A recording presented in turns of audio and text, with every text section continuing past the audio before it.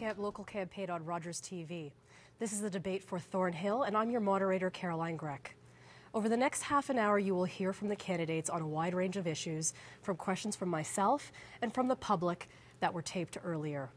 Candidates, remember you have 1 minute to answer the question, and then we will open the floor for discussion. I will not intervene unless you are speaking over one another and the TV audience can't hear at home. Rogers TV invited all the registered candidates in this riding.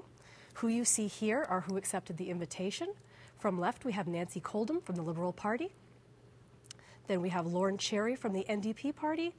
And finally, Gene Balfour from the Libertarian Party.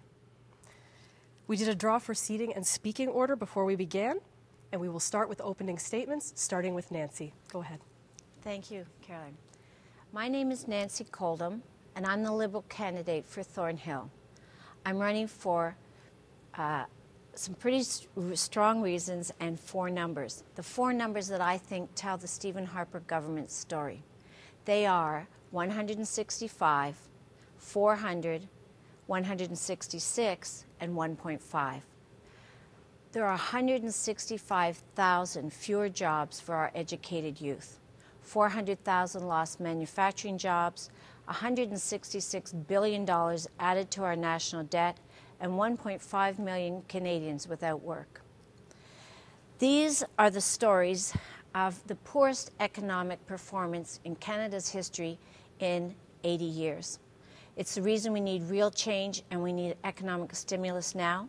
On October 19th, if you vote for me, Nancy Coldham, I'll deliver both. Thank you. Thank you. Lorne? Thank you. My name is Lorne. I'm the NDP candidate for Thornhill. I'm a market development consultant. I also teach physics part-time for a charity called Scientists in the School.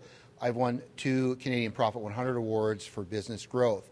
Last year, I served as the executive director for the New to Canada show, and I experienced firsthand the problems that immigrants coming into our society experience. A backlog of almost 100,000 legitimate immigration applications, unnecessary red tape for qualified nurses and doctors trying to get Canadian certification, and spouses of immigrant families waiting 6 and 10 years to be reunited with their families in Canada. This isn't about me, it's about you, the voter, and the need for change in Ottawa. Thank you. Thank you. Gene? And I'm Gene Balfour. I'm the Libertarian candidate for Thornhill. I'm running a very unusual campaign because I'm not running for a job in Ottawa.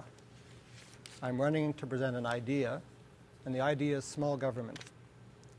So I'm looking for Canadians who no longer have any confidence left in our leaders, in our big government parties. The blue, orange, red, and green varieties have had a history of continuing to increase taxes, increase regulations, diminishing our freedoms, and I think it's time for that to be rolled back. I'm realistic enough to know that I'm not going to end up in Ottawa, and that's why I'm not running for a job in Ottawa, but I am thinking that if we can get people to consider the possibility of what a small government would look like in their lives, and if they voted for that idea rather than voting for a party, then I think we'd all be better off when we consider that as a real possibility for this country. Thank you. We are going to move to our first taped question. If you could please look at the monitor. Hi, my name is Paul Peary, and I'm a councillor for the town of Aurora and a board representative on the Federation of the Canadian Municipalities. My question to all the candidates is, what is the biggest problem, in your opinion, facing local municipalities, and what would your party do to address the issue? We are starting with Gene. It's okay. I first? Yep. Oh, my apologies. Lorne, you were right. My apologies. That's okay. No problem. Let's begin with one of the NDP's fully costed programs that was announced before the election that will touch families, certainly in the GTA, especially young families, and that's $15 a day childcare. The NDP have committed to 1 million new subsidized childcare spaces. Finally, women will be able to remain in the workforce and pursue a career should they choose, rather than give up that need or opportunity because their family childcare costs are $1,600 to $2,000 per month. It means more young families will be able to qualify for mortgages in this difficult housing market, and household debt will drop. But most of all, it gives women something that they don't have now, and that is choice. Thank you. Gene. The problems at the municipal level are no different than the problems at the federal or the provincial level. And that is that the governments have far too many regulations and far too high taxes, and they impose a burden on businesses, they impose a burden on citizens. I'm looking for more economic freedom and more personal choice, personal freedom for all citizens, regardless of whether it's a federal level or the municipal level. Yes, there are things that governments need to be able to do for us, but it's far extended beyond anything that we ever envisioned when we started this country hundreds of years ago, and it's time to roll it back. Thank you. Nancy. Well, I think this is a great question. I bet a lot of people watching the show today have the same kind of concerns, and that is, at a municipal level, the third level of government, what they really need is a strong partnership with the other levels of government. And that's something that Stephen Harper has failed to deliver. There hasn't been a federal provincial meeting in almost 10 years. What does that mean for a municipality? That means when you're looking at major projects like rapid transit and other serious things that do deliver relief for people, there's no federal money, there's no federal voice. So the first thing a Liberal government would do is rectify that, get all the levels of government talking again and making sure that our stimulus package that's based on infrastructure begins to have an almost immediate impact on the municipalities. Thank you. We will open the floor now for discussion on this issue. Go ahead. I'd like to make one comment, and that is that the stimulus package is the wrong direction to go. If you look at it, we currently have a federal debt of $613 billion. In 2014, the amount of government spending was $284 billion. In other words, the debt is double what we spend annually today, and we carry that as a debt, as a burden on all citizens. What I find in most big government parties is that the only solution that they ever think about to resolve issues in society is a government issue. But there are other ways to do things. It doesn't have to always be government is the only solution for every problem that comes up. That's my view on it, and it's the view of the Libertarian Party of Canada. If I could just mention that the single most impactful thing that any government can do to ensure economic stimulation is infrastructure investment. Alex Hibble-Farm in today's Toronto Star, he's a past clerk of the Privy Council, had a really good expose on what you're talking about in terms of government commitment. When we're in this kind of an economic depression, as you well know, it's our second consecutive recession and the worst economy in 80 years. The only thing we can do to stimulate the economy is invest in infrastructure. The multiplier is $4 for every dollar invested. It means immediate jobs in the short term, the spin-off, and then something we have been lacking, and that is productivity that is sustainable. So you may not want much government, but this is a time when everybody needs government to intervene. And I could suggest an alternative to that as well. The types of economic disciplines or philosophies that exist, there are three different schools of economics. And one's the Keynesian school based on John Maynard Keynes. Right. And John Maynard Keynes has seen a role of government being it's kind of the crucial role in society in terms of making changes and try to adjust for changes in society. But that's not the school that makes any sense anymore, and it's been discredited so many times in the past it's hard to count. But the governments continue to support Keynesian economics because it's in their best interests, because they want to grow and they want to continue to control our lives with higher taxes and with more programs and with more regulations. I would recommend everybody read the Austrian School of Economics, which is not using government as a central force in society, but to allow free markets to be able to find their place to serve people and make their lives better. Thank you, Gene, for the Economics 101. I want to go somewhere where I think it's really going to make a difference, and that is the NDP's commitment to cut small business, which is the heart of the York region, the heart of the GTA, to cut small business tax by 2%. Small business creates 80% of the jobs in this region and throughout Canada. And I think by removing some of the red tape and the taxes for them, I think this is something that you may agree with me on. We're going to give them a better chance to compete. And that's very, very important. I disagree the fact that we sometimes need less government. I think that society has become so complex especially when I see immigrants coming into this country and they don't know where to turn. They don't know what services apply to them. They don't know how to go about obtaining those services, and they're left lagging behind. I think that sometimes we need government to step in and protect the people. And Lorne, I would also rebut that as well, in that if you're serious about actually reducing taxes for small business and allowing them to compete, then why not eliminate taxes for small businesses entirely? Why have any taxes? Well, we've got something called the GTA, which stands for Gridlocked Toronto Area. We've got huge problems in this city. The city can't solve them. The province can't solve them alone. And we've got a federal government that won't even sit down with his provincial counterpart to solve big city problems. We have 5 million people in the Golden Horseshoe area. It represents a large portion of everyone in Canada.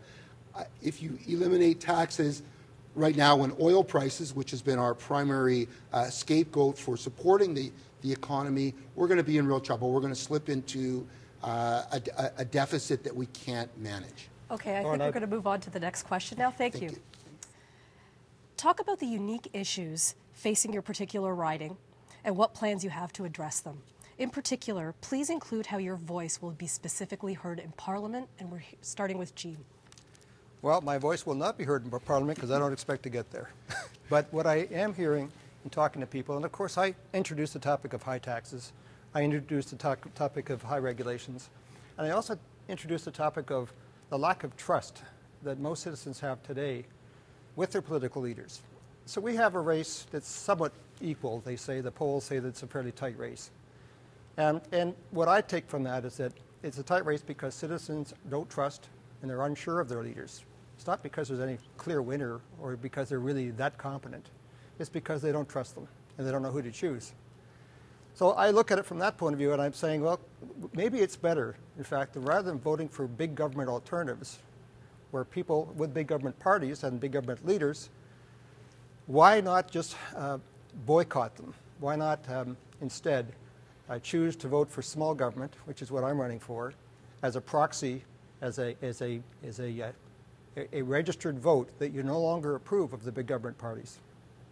Thank you. Nancy? Thanks very much. Actually, it's a great question because I think it hits at a few things. The first I'd like to say is that I really believe every member of Parliament has a duty of advocacy to ensure that they are a strong voice for those that they're serving. And in that regard, as a small business owner myself for the past 30 years, based here in Markham, I can tell you, of course, I believe in a strong, enterprising economy, but also the need to really get us back as a city and as a region into what is called the cluster economy. And that is, rather than these siloed divisions within industrial sectors, and particularly not, as Harper's done, taking us back into oil and gas and those kind of resource bases, but to get us back into knowledge, the first thing I do is really work with Markham and Vaughan on the clusters that are around here and build that innovation component through our infrastructure investment. Thanks. Thank you. Lorne. Thank you. Gene, I'm going to agree with you on certainly one point of making government smaller, and I will tell you that the NDP has been the only government or major party that's come out and suggested that the Senate be completely scrapped. All right.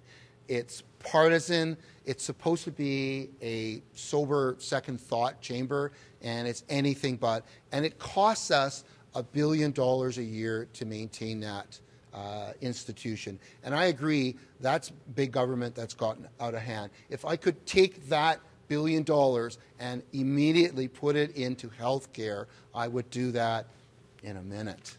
Universal health care is enshrined right for all Canadians. And now, after decades of underfunding by both Conservative and Liberal administrations, it's slipping into a multi-tiered system with unacceptable waiting times, chronic shortages of doctors, nurses, and needed hospital beds. Waiting 3 to 5 months to see a specialist for something that you need to have taken care of very soon is just unacceptable in today's society. Thank you. Lorne. We will open up the floor now. Well, Lorne, I'd like to ask you your own experience as a consumer. So when you go shopping at Loblaws or Metro or Shoppers Drug Mart, are you happy with the selection that you receive? Are you happy with the service you receive? Are you happy with the prices that you pay for them? Well, Do you stand in line? I'm not happy with the prices now because our dollar's worth 75 cents, and last year it was 95 cents. So I've lost 20% of my buying power. Well, number Lorne, one. you just a minute ago talked about how the government has got long waiting lists, excessive costs. So I'm comparing a government-delivered monopoly system to a free market competitive experience that you have every single day of your life when you go and shop at any store or you buy a car or anything else. And so yet you want to continue to protect a government monopoly system that's expensive, inefficient, poor customer service. Why would you do that? First of all, Canada's a world player. All right? The minute we start altering our complete economic system, as you'd like to do, we're going to run into problems with our trading partners. We've seen what happens when we depend on one commodity such as oil. We've seen what happens when we haven't put the money, and this is where I agree with Nancy, into infrastructure to diversify our economy. Right now we've got a Harper government who spent $1.2 billion in oil, big oil subsidies, and now oil costs more to take out of the ground than it's selling for. That's put us into the trouble we're in. It's not a question of big or small government. Government has to adapt. Times are changing. We have to be able to adapt and adapt quickly. The point I was making about the Senate is I do feel that has been a huge burden on the Canadian taxpayers, and it's got to be either completely reformed or it's got to go. Nancy, do you want to weigh in? That's just a good starting point. Yeah, I'm intrigued, but first of all, in the Senate, we can't reopen our Constitution to deal with the Senate, and because we wouldn't get anything else done. The other thing is, it has been a chamber of sober second thought. A number of areas, I can think of one in particular, which was, if it hadn't been for the Senate of Canada, the Bell monopoly on telecom wouldn't have happened. It's a whole story, would take another time. On Gene's point about groceries and other things like that, we're actually facing some really serious issues, almost stealth-like. The Stephen Harper government has been very busy behind closed doors, and right now is trying to rush through yet another deal, the Trans-Pacific Partnership. Yeah. And overnight it would cost, based on economists' views, the loss of 25,000 jobs in the auto sector and probably the end of our dairy sector. And I know this is very important for people who live off and in fact are delighted to have the Hollow Marsh just down the road. These are things that can't be taken in isolation. We are part of a global society. We do need, I think, a little bit more prudence at the bargaining table and certainly transparency around them.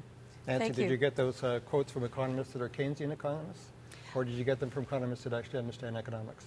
Well, they came from the Fraser Institute, which I think is a conservative think tank. It came from the Conference Board of Canada and recently from the OECD. Thank you. I think we're going to move on to the next question. Sure. Thanks. That was great. Yeah. When asked about the worries the average middle-class voter today has, it's being able to provide for their families and afford their life without being strapped. Outline what you feel is the most important initiative of your party to help middle-class families, and we're starting with you, Nancy. Well, you've almost lobbed that one to me, because I think of all the major parties running, the Liberal Party of Canada has really focused on the middle class from the very beginning. The gap between Canada's have and have not has never been greater, and we're in fact seeing, feeling, and certainly at the door I'm hearing people feel that the middle class is almost at extinction, or certainly under threat. So what makes that happen? Lack of affordable housing. 1 in 8 Canadians who have a house feel that they are already living beyond their means, so they're house poor, right, cash strapped. There are 1 in 4 Canadians who know that they may never have a house. So shelter is obviously very important, and also this ability to move goods and services. So that gets back to the need for the infrastructure, rapid transit, secure housing, and the things that make middle class possible. Thank you. Lorne? I also want to address housing, because I think in the GTA, especially in the riding I'm at, I'm seeing families where the children can simply not afford to live in the same neighborhood as their parents, and that's not right. We need to address the need for affordable housing at both ends of the spectrum. Those wanting to enter the housing market or rental market, and those entering retirement. or transitioning to an affordable senior care. The NDP, before the election was called, announced an additional $500 million that's going to be earmarked to go to builders, but there's a catch. They have to use that money in the form of tax incentives to build affordable housing that's a little bit less, actually a lot less profitable than the $6 and $7, $8, $9, and $1 million houses. Thank you. Gene. I haven't yet spoken about my professional background, but I've been a professional recruiter for nearly 35 years, and I've worked in the IT sector since 1977. As a recruiter, I spend my days, even today, I spend my days talking to people who are trying to get better jobs for themselves and employers to find people who are highly skilled and highly specialized in the areas that they need. So I'm very familiar with people who talk about their families, their family needs, access to housing. I hear it every day. I agree with Stephen Harper's plan. I agree that as an economist, and I'm a very avid student of economics, I agree with this plan that stimulation comes from creating opportunities to produce businesses or create businesses that produce goods and services. Wealth is created by the private sector, not the government sector. The government sector only takes a portion of that wealth for itself and believes that it has better use of that money than we, the citizens, ourselves. I think that all of us are smart enough to know that how to use the money that we earn without giving it to somebody else and letting them do it for us. Okay, we'll open the floor now. Let's look at Stephen Harper's economic record while you're supporting him. First of all, worst job creation record since World War II. We've been mired in and out of 2 recessions. But we give him his 10 years. His 10 years, it's been a rip it and ship it economic policy based on how much oil we can take out of the ground and ship. Any good economist or investment planner knows that the hallmark of good government and good investment is diversification. Our tide comes in and goes out with oil prices. And the Harper government likes to say that a higher tide floats all boats. That's how they say they're going to promote the middle class. Hasn't worked for Syrian refugees, I'll tell you that. But when the tide goes back out, like it has with oil prices now, the big freighters get stuck in the sand. And that's what's happened. We're dependent on one major commodity. We're too commodity-based. We're not diversified. The U.S. came out of this recession, and they were in it worse than we did because they have a more diversified economy. Lauren, you're showing your... Can I just say, because you both had a chance, I just think that it's unfortunate that people would even allude to the Harper government having a plan when it comes to affordable housing, because in fact they don't. They have abandoned that field. They had a public policy instrument there in the Canada Mortgage and Housing Act. I can tell you I'm involved with a redevelopment right now of affordable housing in York Region, and the lack of federal involvement has really created a critical situation, particularly when it comes to seniors. Plus, they are still imposing stiff penalties. I can tell you for this one, if they actually pay off the mortgage early, Central Mortgage and Housing wants to charge them over $1 million. These are the things that show the gap in terms of reality and understanding how public policy can be used effectively. Let the developers get in, let the private sector build them, but that kind of insurance for a mortgage for a not-for-profit is very important, and I think the only one I've heard of that has a really sound plan when it comes to affordable housing as part of social infrastructure is the Liberal Party.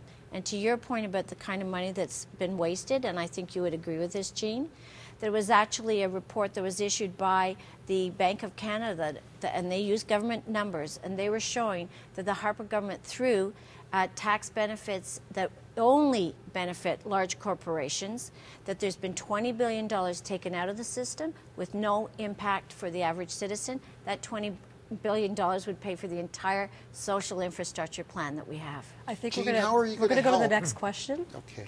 We have only time for one more question, so I want to make sure we get it in. This is on immigration. The image of a drowned Syrian toddler resonated with people around the world and created a spotlight on what some experts are calling a global refugee crisis. What do you believe that Canada needs to do to address this crisis, and what do you think needs to be done to improve or amend the current immigration process? And we're starting with Lorne.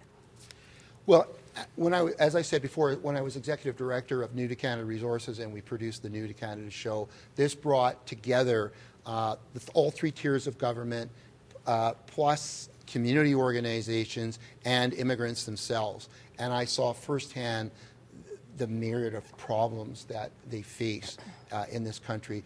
And this is where government needs to step in, not just in getting enough immigrants here that are having the turmoil in the Middle East is just unacceptable, and that's a whole other discussion that we can't do today because of time. But we do need to help these people, and for the Conservative government has put these limits on. First of all, they have 100,000 backlogged applications, or did last year. Canada took in, Toronto took in 38,000 immigrants itself during the Great Potato Famine in the 1840s. So we can do it. It's just a question we have to commit to doing it. Thank you. Gene. There's two sides to the immigration question in my mind, particularly the Syrian crisis. There's a part of me, and I guess all Canadians, that we want to do the most we can for people who are in desperate circumstances. I'm no different than any other Canadian. I want to do the same thing. There's another side, and that is the responsibility of the oath of office that the Prime Minister took. His first responsibility is to protect Canadians, protect their rights, protect their interests, protect their safety. And he's put in process, he's put in place the processes to make sure there's a proper due diligence, to make sure the people that do come into this country are people that will contribute to Canada's society. There are risks in bringing in people from outside, under the circumstances, certainly in the case of the Syrian refugee crisis.